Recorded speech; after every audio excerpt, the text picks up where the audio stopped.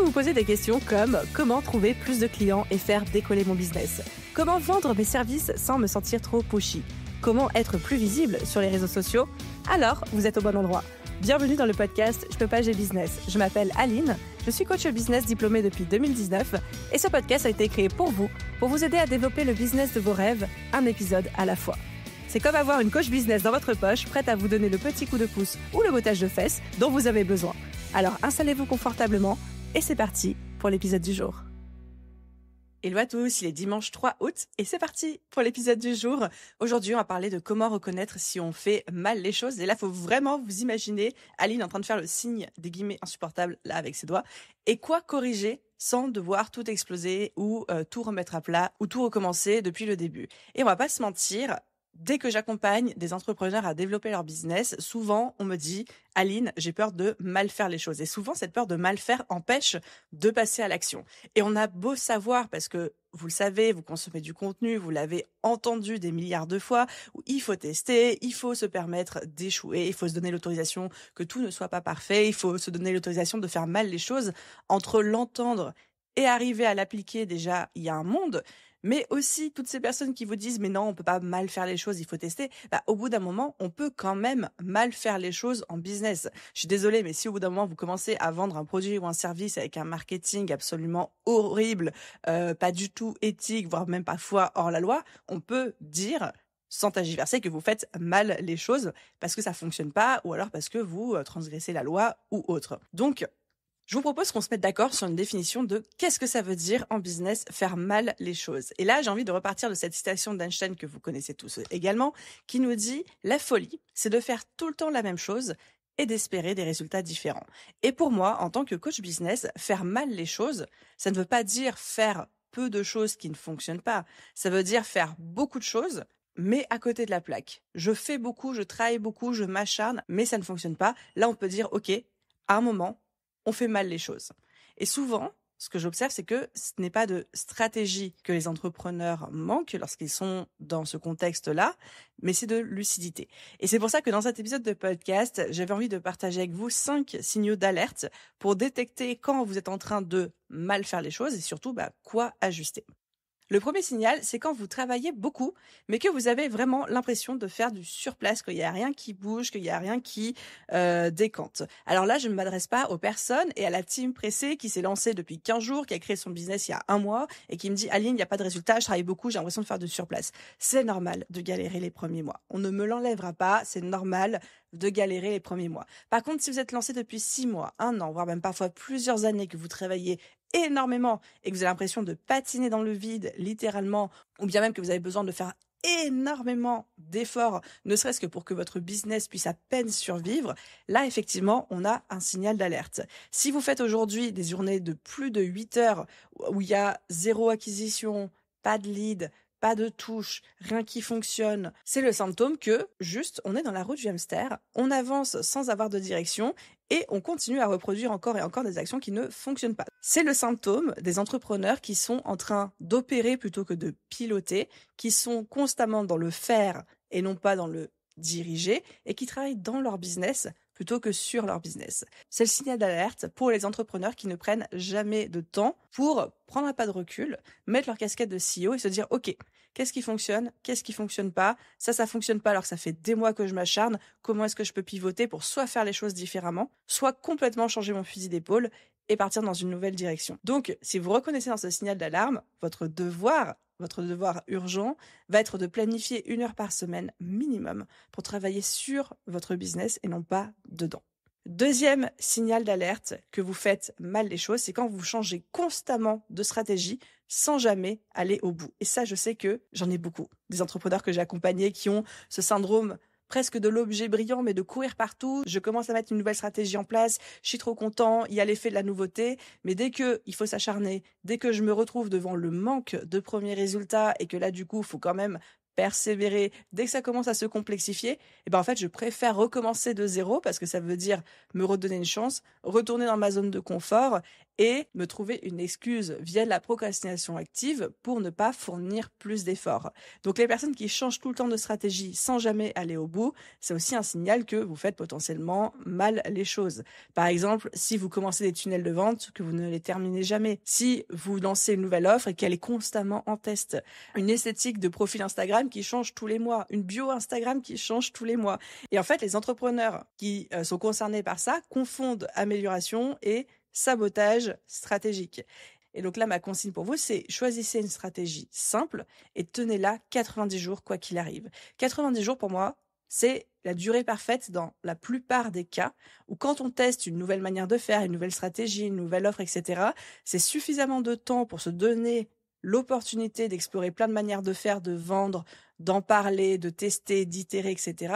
Et en même temps, une durée suffisamment courte pour se dire, si ça marche pas, malgré le fait que j'ai itéré pendant 3 mois de manière vraiment proactive, en fait, je vais pas non plus m'acharner pendant des années, et je vais soit modifier, soit complètement changer.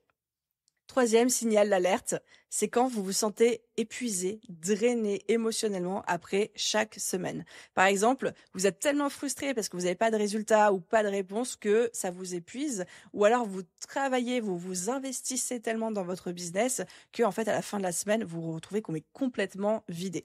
Et ça, généralement, c'est un symptôme chez les personnes, et j'en ai fait partie, qui se surinvestissent émotionnellement dans tout, et dans leur business parce qu'elles n'ont pas de système. Et là, on touche à 2 leviers, un qui est plutôt très mindset leadership et l'autre qui est beaucoup plus stratégique et opérationnel. C'est 2 choses qu'on va pouvoir traiter différemment. Le premier levier, ce sont des personnes qui ont une espèce de fusion identitaire entre eux et leur business et où leur confiance en eux, leur amour-propre, leur estime d'eux-mêmes est liée à la performance de leur business. Et du coup, tout est surinvesti parce que ce que je fais dans mon business et les résultats que je génère avec mon business est un reflet direct de ma valeur en tant que personne. Sauf que vous voyez bien que si on commence à réfléchir comme ça, déjà on est tous dans la merde, mais surtout, bonjour les montagnes russes, non seulement de l'entrepreneuriat, mais là, même personnel. Donc il y a un vrai travail de détachement à faire. Je fais partie de la team qui pense qu'on ne peut pas complètement se détacher émotionnellement de son business, encore moins quand on est un petit entrepreneur avec juste une très petite équipe ou alors qu'on travaille tout seul, mais en tout cas apprendre à détacher l'amour-propre, l'estime de soi et la confiance en soi des performances et des résultats de son business. Deuxième levier de surinvestissement émotionnel dans le business, c'est quand on n'a pas de système. C'est-à-dire que si aujourd'hui, vous recommencez tout à zéro à chaque fois, si vous n'avez pas de template, par exemple pour vos posts Instagram, si vous n'avez pas de template pour vos pages de vente, si vous n'avez pas de process qui vous permettent de ne pas partir vraiment de zéro à chaque fois que vous commencez une nouvelle journée, si vous n'avez pas de système d'organisation, en fait, tout va vous demander un surinvestissement émotionnel, tout va vous demander un temps, une énergie, une concentration, et en fait, vous allez vous épuiser. Parce que plus votre business va grossir, plus vous allez avoir des tâches à faire, des problèmes à résoudre, des challenges à relever. Mais si vous recommencez à zéro, comme au premier jour, en termes de tâches à effectuer, en fait, vous n'allez pas pouvoir progresser. Vous n'allez pas pouvoir construire brique par brique des systèmes qui fonctionnent. Donc, ma consigne pour vous, pour les personnes qui se reconnaîtraient dans ce cas-là, ce serait de structurer vos tâches, votre business avec des choses que vous pouvez reproduire, qui vont aussi ensuite vous permettre de mieux pouvoir déléguer. Arrêtez de faire du 100% sur mesure pour toutes vos tâches et pour toute nouvelle journée qui commence. Quatrième signal d'alerte, c'est quand on est complètement perdu et qu'on ne sait plus pourquoi on fait ce qu'on fait. Là, c'est le symptôme des personnes qui sont complètement désalignées, qui ont coché tous les objectifs, qui font toute leur to-do list, mais qui se sentent complètement vides à l'intérieur. Et pour être totalement transparente avec vous, ça arrive à tous les entrepreneurs, et ce à plusieurs reprises dans leur aventure entrepreneuriale. Donc, si ça vous parle, c'est pas forcément que vous faites mal les choses, mais en tout cas, c'est un bon signal d'alerte qu'il y a des choses à modifier, qu'il y a une trajectoire, en tout cas, à rectifier. Ce sont des personnes souvent qui avancent à l'extérieur, mais qui se sentent à l'intérieur coupées de ce qu'elles appellent leur feu sacré, leur mojo, leur passion, etc. Encore une fois, j'ai envie de relativiser les choses en disant que c'est totalement normal de se sentir comme ça. Ça arrive à tout le monde, c'est propre à l'être humain aussi. Mais si jamais vous vous reconnaissez dans ce cas-là, il y a un petit exercice de réalignement à faire. Revenez à votre pourquoi, à votre mission, retrouvez de la clarté, reconnectez-vous à ce qui vous fait plaisir. Et j'avais déjà parlé dans ce podcast de ce qui m'était arrivé fin d'année 2024 où je traversais une période extrêmement compliquée où effectivement je me sentais plus du tout alignée, je vibrais plus avec mon métier, mais Au-delà de juste, j'étais un peu fatiguée pendant quelques semaines, donc j'avais moins d'énergie, j'avais perdu mon mojo. Vraiment, je ressentais un désalignement profond. Et en fait, ce qui m'a énormément aidée, pour ne pas dire même sauvée dans cette situation-là, c'était de me dire, OK, qu'est-ce qui me donne de l'énergie, qu'est-ce qui me fait surkiffer, et je vais faire que ça. Et tant pis si c'est pas stratégique, tant pis si c'est pas aligné avec des objectifs de productivité ou de rentabilité. Là, il faut que je sauve mon mojo, mon feu sacré, c'est la chose la plus importante. À ce moment-là, je me suis dit, c'est la création de contenu. Or, c'était une période où j'en faisais aussi beaucoup moins parce que c'était tout délégué dans mon business et que moi, mon attention était requise sur d'autres choses. Et là, je me suis dit, c'est pas grave, je reprends la création de contenu. Donc, c'est à ce moment-là où je me suis challengée à aller sur YouTube, où j'ai repris pas mal la création de contenu sur Instagram, alors qu'avant, on le faisait à quatre mains avec une partie de mon équipe, etc. Et en fait, ça m'a sauvé la vie. Ça m'a aidé à me reconnecter à un truc qui me faisait super plaisir. Ça m'a aidé à retrouver du bonheur le matin d'aller travailler. Donc, si à un moment vous vous retrouvez dans cette situation de ne plus savoir pourquoi vous faites ce que vous faites, de vous sentir complètement vide à l'intérieur, l'urgence pour vous, c'est de repérer les tâches qui vous donnent de l'énergie et qui vous font retrouver cette étincelle et de ne faire que ça. Le temps qu'il faut pour pouvoir retrouver ce drive que vous aviez avant.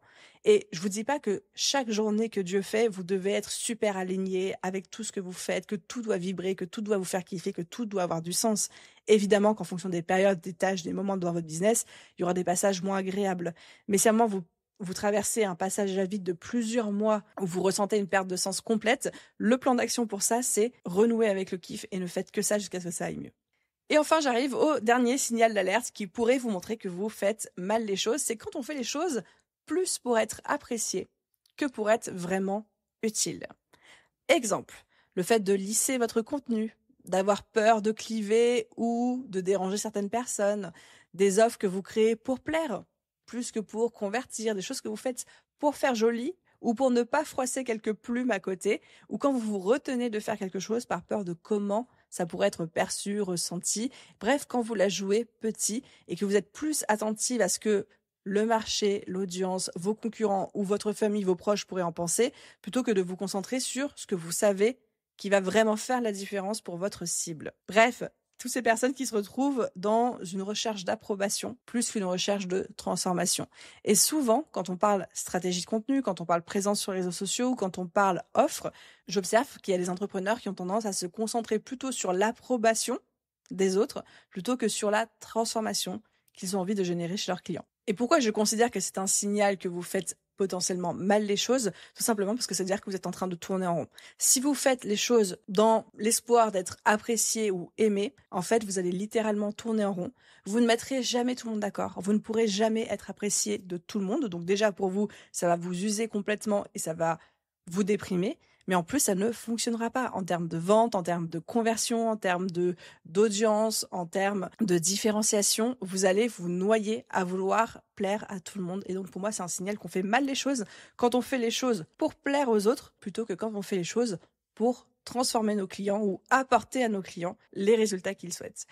Voilà les amis, sur les 5 signaux d'alerte qui pourraient dire que vous faites mal les choses et comment les corriger à chaque fois. J'espère que cet épisode vous a plu, j'ai déjà hâte de vous retrouver demain et à vous tous, je vous souhaite une merveilleuse journée, soirée, après-midi, nuit, où que vous soyez et je vous dis à très vite pour un prochain épisode. Bye tout le monde!